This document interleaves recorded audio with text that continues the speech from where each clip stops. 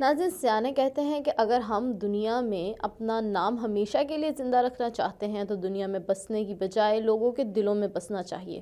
اور دنیا میں چیدہ لوگ ہی ایسے ہیں جنہوں نے اپنی طرز زندگی سے دنیا میں نام کمایا اور مر کر امر رہے۔ ان میں سے ایک نام اس شہزادی کا ہے جو شہزادی نہیں بلکہ لوگوں کے دلوں کی ملکہ بننا چاہتی تھی، اور اس کی یہ خواہش پوری بھی ہوئی، اور سونے پر سہاگا یہ ہوا کہ وہ مرتے مرتے بھی دنیا بھر کے لوگوں میں نئی زندگی جی گئی۔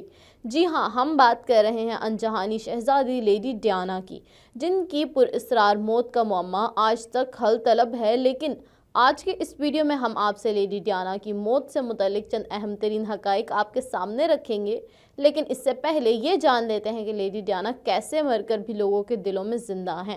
آئیے جانتے ہیں کہ لیڈی ڈیانا کون تھی۔ دوستو، ڈیانا فرانسس اسپنسر 1 جولائی 1961 کو انگلینڈ کی کاؤنٹی نورفک میں سنڈرنگھم کے قریب پارک ہاؤس میں پیدا ہوئیں۔ وہ التھورپ میں اس وقت کی وائی کاؤنٹ اور وائی کاؤنٹس کی سب سے چھوٹی بیٹی تھیں۔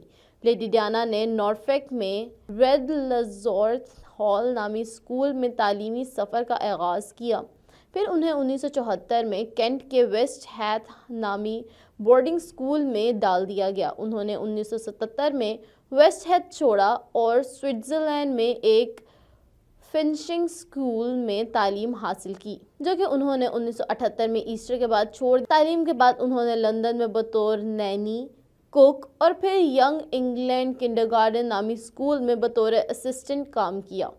اس دوران یہ افواہیں پھیلتی گئیں کہ وہ پرنس آف ویلز کی ایک خاص دوست ہیں، جن کے درمیان تعلقات سنجیدہ ہوتے جا رہے۔ یہ وہی وقت تھا جب پریس اور ٹی وی نے ہر روز ان کا پیچھا کرنا شروع کر دیا۔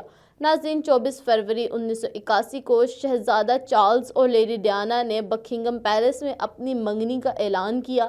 اس وقت ان پر 30,000 پاؤنڈز کی لاگت آئی، جو آج کی کرنسی ریٹ کے مطابق $36,000 بنتے ہیں۔ ان کی انگوٹھی پر نیلم کے پتھر کے گرد 14 قیمتی ہیرے لگے ہوئے تھے۔ اس کے بعد سے یہ انگوٹھی کافی مشہور ہوئی ہے۔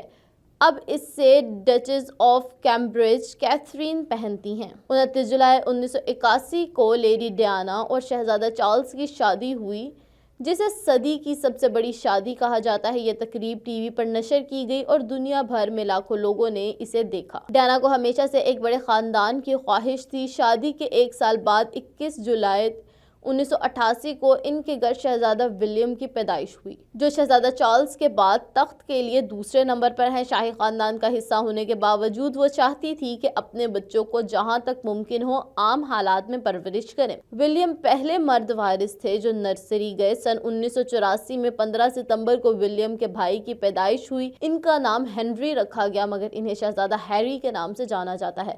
نجی اساتذہ کے بجائے ان لڑکوں کو دوسرے عام بچوں کی طرح اسکول بھیجا گیا۔ وہ بطور ماں اپنے دونوں بیٹوں سے بہت محبت کرتی تھیں۔ دوستو، ڈیانا کی شہرت بڑھتی چلی گئی۔ وہ فیشن کی علامت بھی بن گئی اور ان کے کپڑے لوگوں کی توجہ کا مرکز بنے رہے۔ کسی سرکاری تقریب میں شرکت کے موقع پر ان کی امدادی سرگرمیوں کو سراہا جاتا اور دنیا بھر میں اس کی سرخیاں بنتی۔ انہوں نے امداد جمع کرنے میں اہم کردار ادا کیا اور معروف شخصیات کی جانب سے امدادی سرگرمیوں میں بڑھ چڑھ کر حصہ لینے کو عام بنا دیا۔ انہوں نے اپنی کئی تقاریر میں امتیازی سلوک کے خاتمے پر زور دیا۔ ایڈز کے مریضوں سے محض ہاتھ ملانے جیسے معمولی کام کر کے انہوں نے ثابت کیا کہ عوامی سطح پر روابط قائم کرنا کوئی خطرناک بات نہیں۔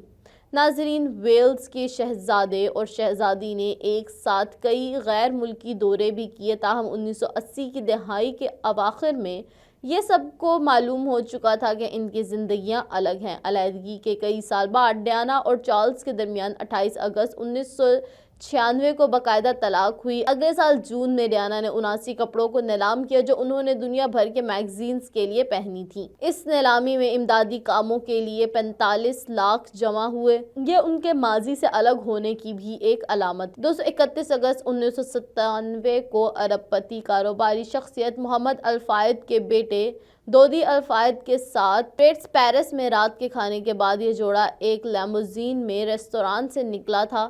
کچھ فوٹوگرافرز موٹر بائیکس پر ان کا پیچھا کر رہے تھے تاکہ شہزادی کے نئے دوست کی تصاویر بنا سکیں۔ اسی دوران شہزادی ڈیانا کی کار کو ایک انڈر پاس پر خوفناک اور جان لیوا حادثہ پیش آیا، جس میں وہ جان کی بازی ہار گئیں۔ لیڈی ڈیانا کی گاڑی کا پیچھا کرنے والے فوٹوگرافرز کو گرفتار کر لیا گیا، جن کے بارے میں کہا جاتا ہے کہ وہ لیڈی ڈیانا کی موت کی پلاننگ میں ملوث ہیں، لیکن بعد ازاں کوئی ایسی رپورٹ سامنے نہیں آئی۔ دوستو، لیڈی ڈیانا کی موت نے جہاں برطانیہ سمیت پوری دنیا میں ایک مداحوں کو افسردہ کر دیا، وہیں ان کی اچانک ہلاکت برطانوی شاہی خاندان کے لیے کسی دھچکے سے کم نہیں تھا۔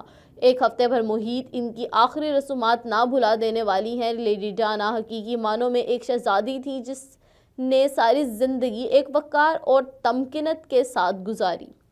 اس کے اندر ایک عام لڑکی تھی جو فطرت اور محبت سے لطف اندوز ہونا چاہتی تھی، لیکن بدقسمتی سے وہ شاہی محل میں اونچی دیواروں میں قید تھی۔ اس کے جاننے والوں کے مطابق شاہی محل میں گزارا جانے والی زندگی کا حصہ اس کی زندگی کا تکلیف دہ حصہ تھا۔ موت کے 27 سال بعد انہیں آج بھی لوگوں کی شہزادی کے طور پر یاد رکھا جاتا ہے۔